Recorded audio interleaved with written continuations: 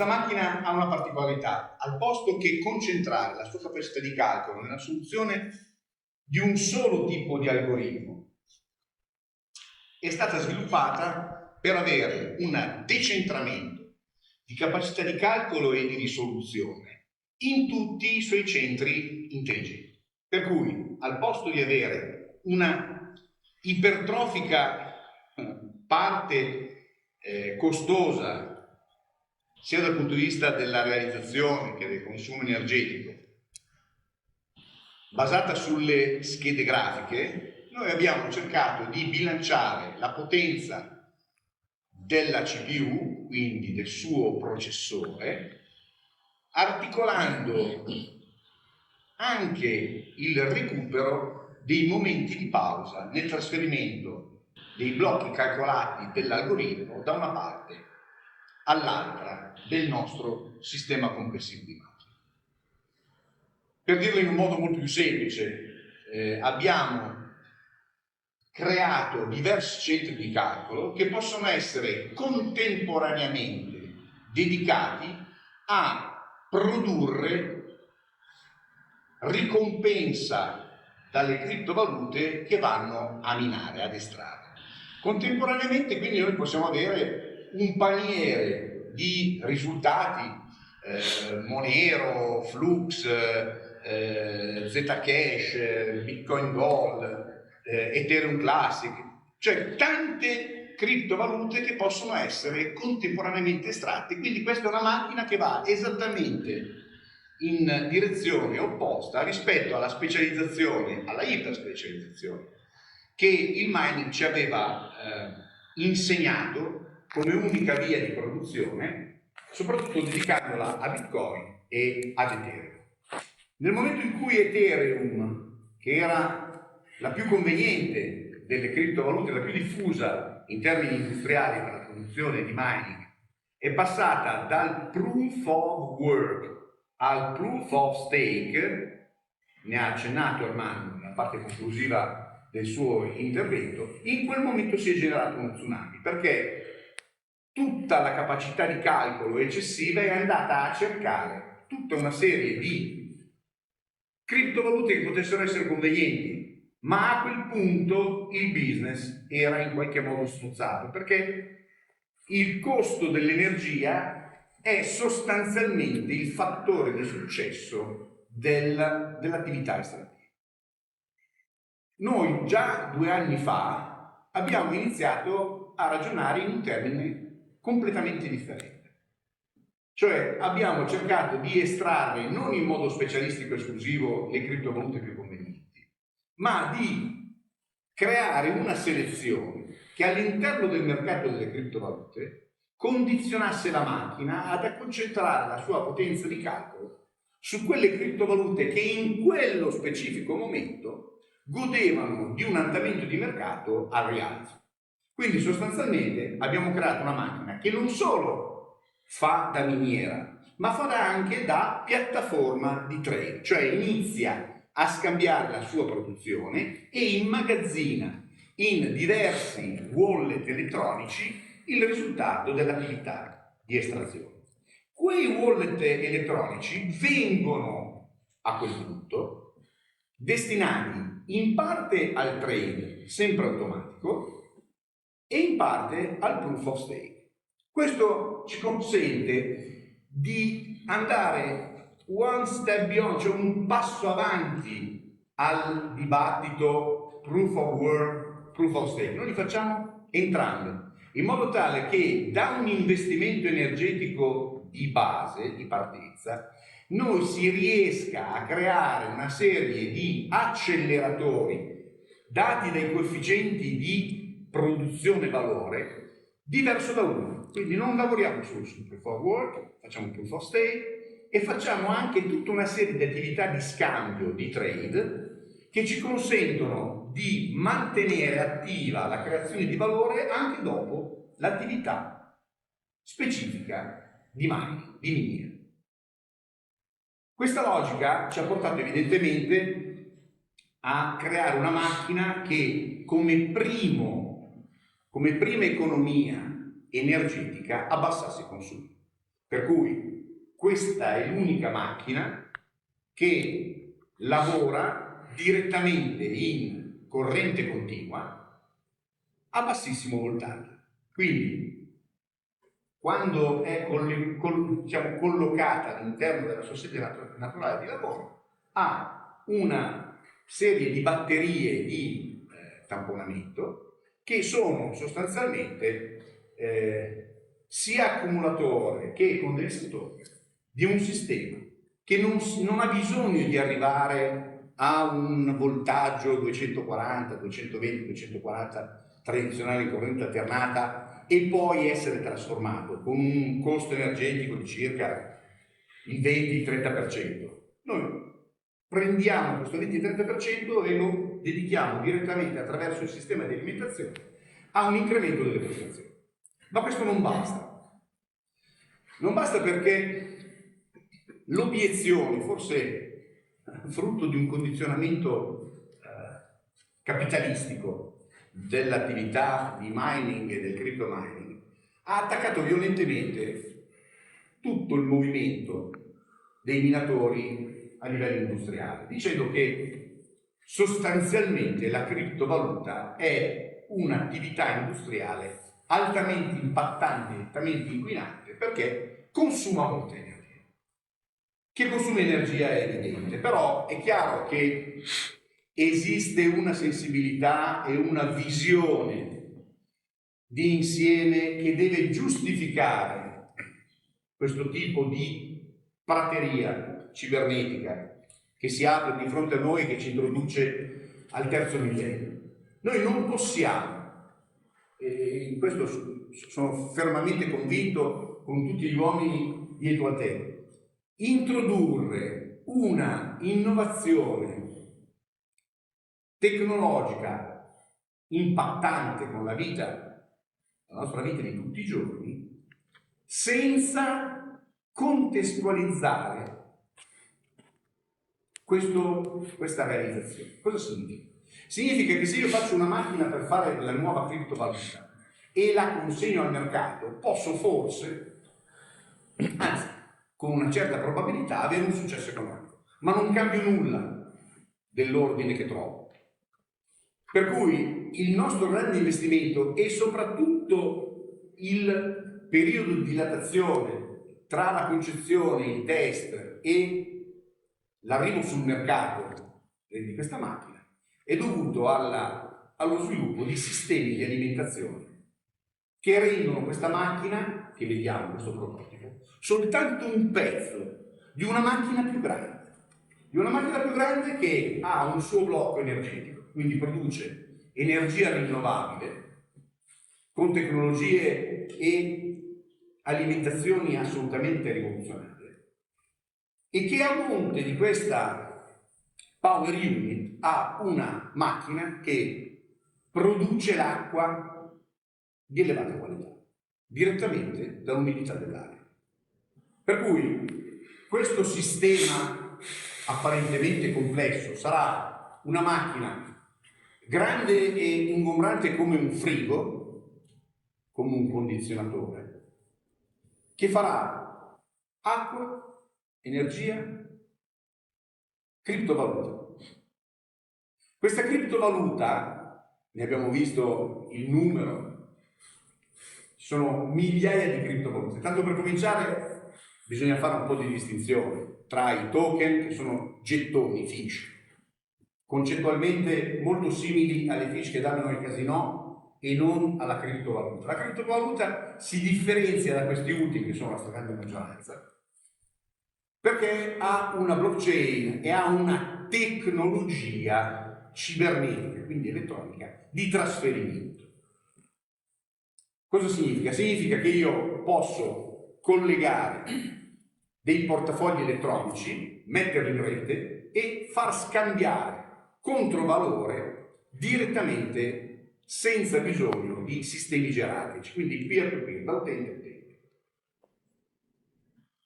Questa caratteristica tecnologica ci porta a dire qualcosa di leggermente diverso rispetto a quello che ha detto Ermanno. Non perché Ermanno abbia una sua diversa opinione, perché Ermanno ha fatto correttamente lavoro di natura didascalica, quindi ha preso ciò che è la dottrina e l'ha trasposta e ce l'ha raccontata in un modo molto chiaro.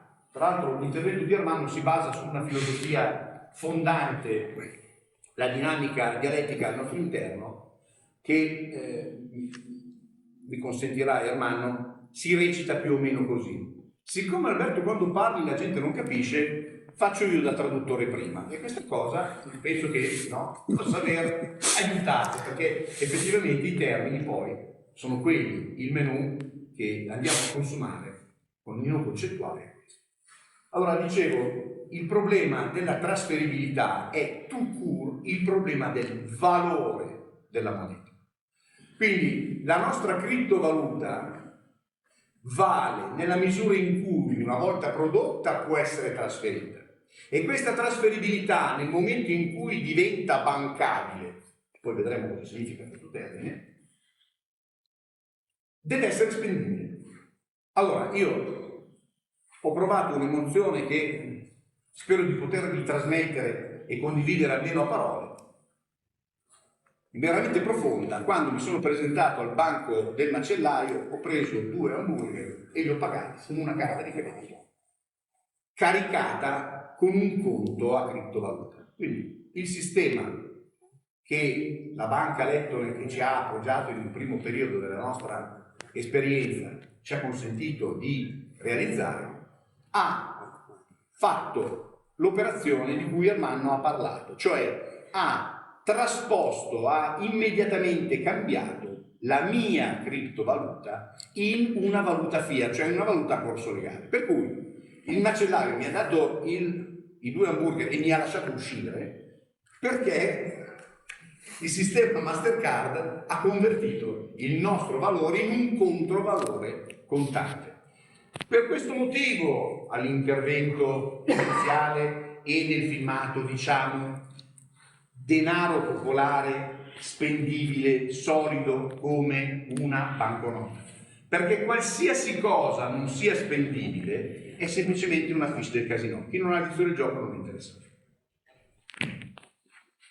Questa impostazione ci ha portato a ragionare quindi, partendo dalla macchina, acqua, energia, cyber estrazione di valore, a usare e sviluppare una blockchain nostra residente, cioè a concambiare, a creare quel sistema meccanico, cibernetico di trasposizione del valore cripto del nostro lavoro in banconote, in denaro spendibile. Nel momento in cui arriviamo esattamente in questa posizione, il nostro investimento, cioè il nostro impegno, è stato quello di creare un algoritmo di criptovaluta che valorizzi la nostra blockchain in un modo significativamente diverso. Quindi, da una parte ci siamo collocati sulla spendibilità, quindi abbracciare la definizione di denaro popolare, e dall'altra parte, cioè a monte, abbiamo cercato di dare una concretezza alla nostra criptovaluta. Cioè abbiamo creato una criptovaluta con un sottostante che non sia teorico. Cioè l'energia, l'acqua e l'energia che producono la criptovaluta sono il loro sottostante. Per cui se qualcuno mi fermasse per strada e mi dicesse: senti, ma che cos'è una criptovaluta? La risposta che darei immediata è tecnologia. La criptovaluta è tecnologia. E siccome la tecnologia non è altro che la leva per sollevare qualcosa, per fare un lavoro, quale lavoro fa la nostra tecnologia? La nostra tecnologia produce valore spendibile. Bene, bravi. E come misuro questo valore? La risposta è molto semplice. Siccome il nostro sottostante è l'energia, la misurazione della nostra criptovaluta è in chilo. Questo oggettiva e internazionalizza il progetto, perché un kilowatt vale un kilowatt in tutto il mondo, fa lo stesso lavoro, è quotato.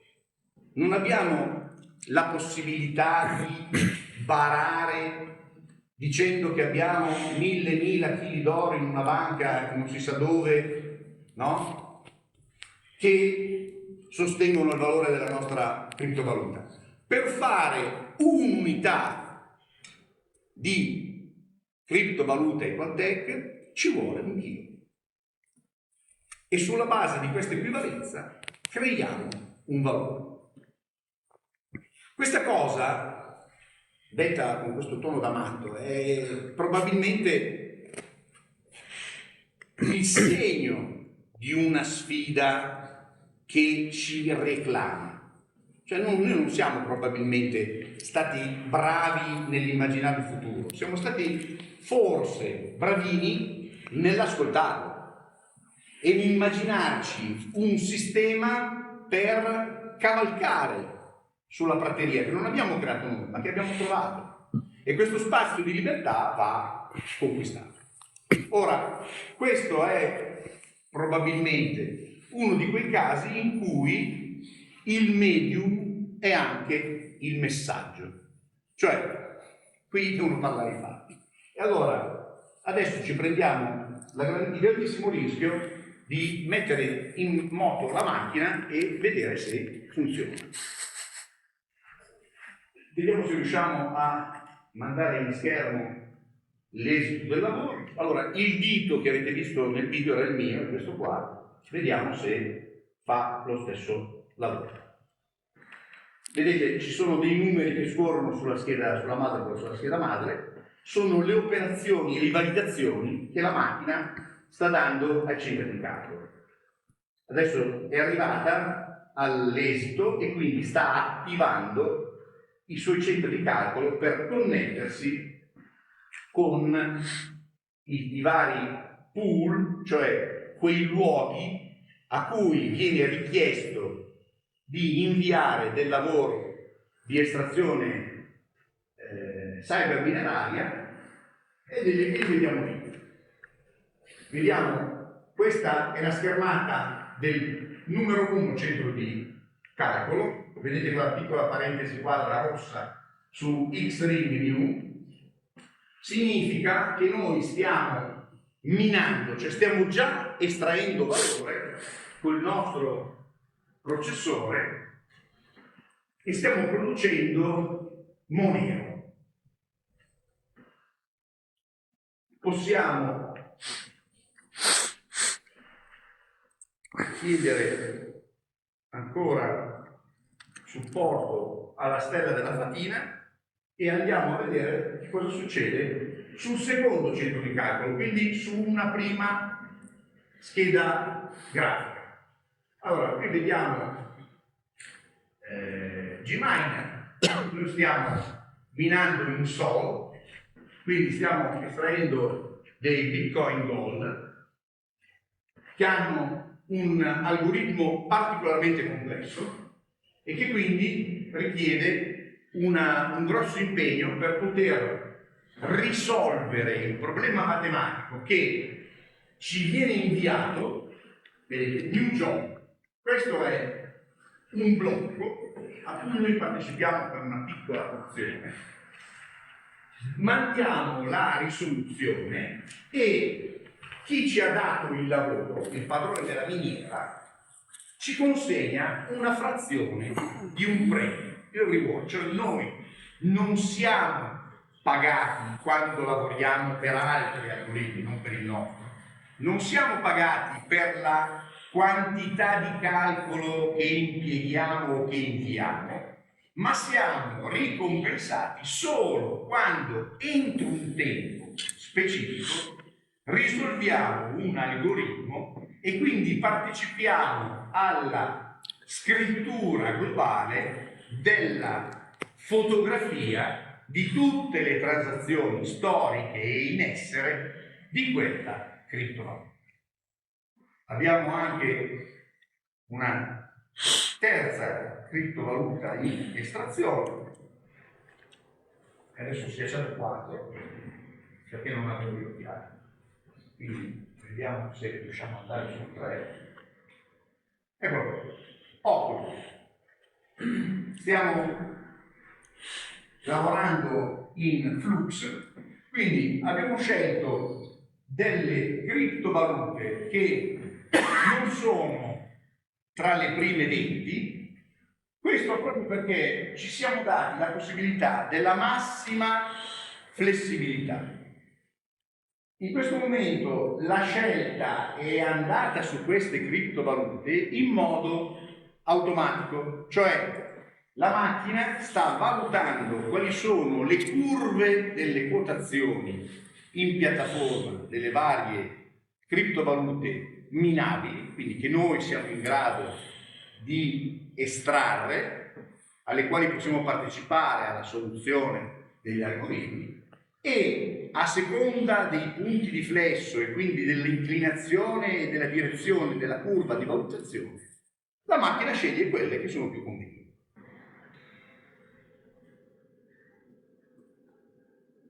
Il nostro piano industriale quindi è quello di creare macchine che siano di fatto già piattaforme di trading, e questo infatti in un modo molto significativo sulle pratiche che oggi incontriamo riferite al mondo delle cripto. Oggi si prendono delle macchine, si estraggono delle criptovalute e poi integrandole con del denaro si crea un portafoglio, e sulle piattaforme di scambio si fa un lavoro di scambio, tra virgolette, manuale, esattamente come scommettere o investire in borsa.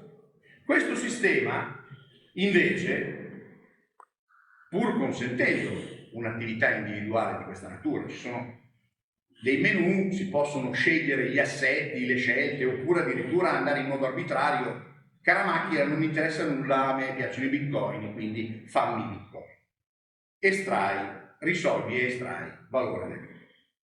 Ma non è interessante, perché nel momento in cui io entro in una logica di questo tipo, la variazione del costo dell'energia che compro collegandomi alla presa di casa mia e l'instabilità e la volatilità della quotazione delle criptovalute mi rende il saldo incerto, per cui molte miniere in questo periodo, ad esempio, sono ferme perché il costo dell'energia è salito, la quotazione di bitcoin fino a poco tempo fa era precipitata e quindi il saldo era negativo.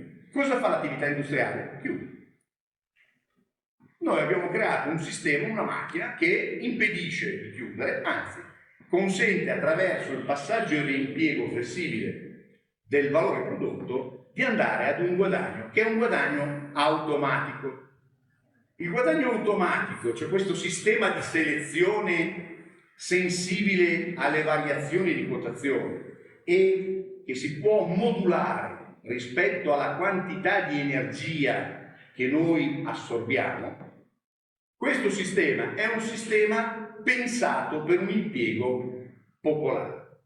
Io prendo questa macchina, avete visto, con lo sforzo dell'indice, sfioro il dito, sfioro il tasto, la macchina si attiva circa in 30-40 secondi e a partire dal minuto inizia a produrre valore.